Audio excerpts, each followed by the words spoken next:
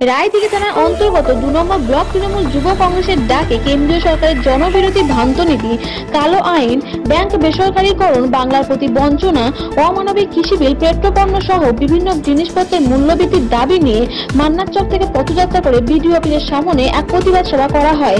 এই সভায় উপস্থিত ছিলেন তৃণমূল যুব কংগ্রেসের কোঅর্ডিনেটর শাহানা খাতুন, যুব তৃণমূল কংগ্রেসের সভাপতি উদয় হালদার, তৃণমূল কংগ্রেসের সভাপতি অনিরুদ্ধ হালদার, শক্তিপদ হালদার ও অন্যান্য নেতৃত্বগণ।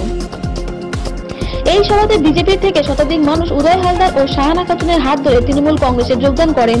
তৃণমূল কংগ্রেসের কোঅর্ডিনেটর শাহানা খাতুন জানান যে দিল্লি সরকার বিভিন্ন আইন তৈরি করে সাধারণ মানুষকে বিভ্রান্ত করছে। এই সভা থেকে একটাই বার্তা দেওয়া হলো যে 2021-এর নির্বাচনে মমতা ব্যানার্জিকে জিতিয়ে আবার মুখ্যমন্ত্রীর আসনে বসাতে পারি। সাথে বিজেপি নেতাদের পরিযায়ী নেতা বলে কটাক্ষ করে বলেন যে এই নেতারা বাড়ি বাড়ি গিয়ে মানুষদের ভুল বোঝাচ্ছে। রায়দিঘি থানার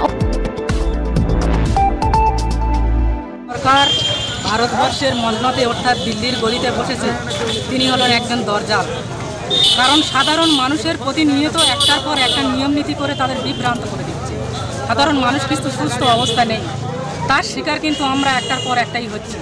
তাই এই কারণে বার্তা দেব যে যাতে আগামী দিনে বিজেপি সরকারকে দিল্লির গদি থেকে হটিয়ে আবার আমরা পুনরায় মমতা ব্যানার্জিকে 2021-এ মুখ্যমন্ত্রী হিসাবে আমরা গদিতে বসাতে পারি, যাতে সুখ দুঃখের সাথী হিসাবে মমতা ব্যানার্জি যেভাবে আমাদের পাশে রয়েছেন, সাধারণ মানুষের পাশে রয়েছেন, সাধারণ মানুষ যাতে সুস্থভাবে জীবনযাপন করতে পারে, স্বাধীন নিরাপত্তাভাবে হিন্দু মুসলিম কাঁধে কাঁধ মিলিয়ে যেভাবে আমরা বসবাস করছি সেভাবে করতে পারি।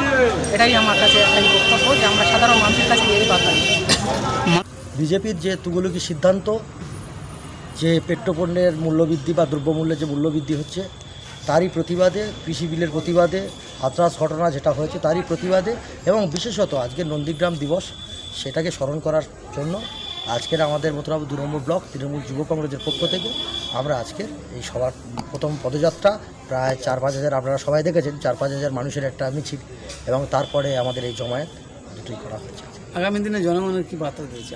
আগামী দিনে 2021-এর আগে যে বিজেপির যে তুগলকি সিদ্ধান্ত এবং মানুষ যেভাবে বিজেপি শাসিত রাজ্যগুলোতে নারী ধর্ষণ থেকে শুরু করে সারা কোটি কোটি বেকার তৈরি হচ্ছে ভারতবর্ষের বুকে, সেই তারই প্রতিবাদে এবং সাম্প্রদায়িক যে উস্কানি দিয়ে বিজেপি যে ক্ষমতায় আসার চেষ্টা করছে, তারই প্রতিবাদে আমরা বাংলার ছাত্র, যুব, যারা সাধারণ মেহনতি মানুষ, কৃষি সমাজের মানুষ, সবাইকে নিয়ে জোটবদ্ধ অবস্থায় 2021-এ মমতা ব্যানার্জির হাতকে শক্ত করার জন্য আমরা সবাই দলবদ্ধ ভাবে আমরা লড়ছি এবং 2021-এ মমতা ব্যানার্জি আমাদের নেত্রী আবারও সরকারে আসবে এবং তিনি মুখ্যমন্ত্রী হবে, সেই আশা আকাঙ্ক্ষার লক্ষ্যে আমরা লড়াই শুরু করেছি।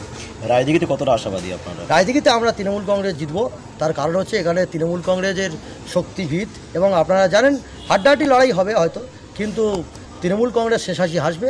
এটা রায়দিঘির ক্ষেত্রে সমস্ত পশ্চিমবাংলার মানুষ বলে যে রায়দিঘি হারবে, কিন্তু শেষাশিটা আমাদের রায়দিঘি বিধানসভার তৃণমূল কংগ্রেসই হাসে এবং আমরা হাসি। নাম পরিচয়? আমার নাম উদয় হালদার, ব্লক তৃণমূল যুব কংগ্রেস সভাপতি।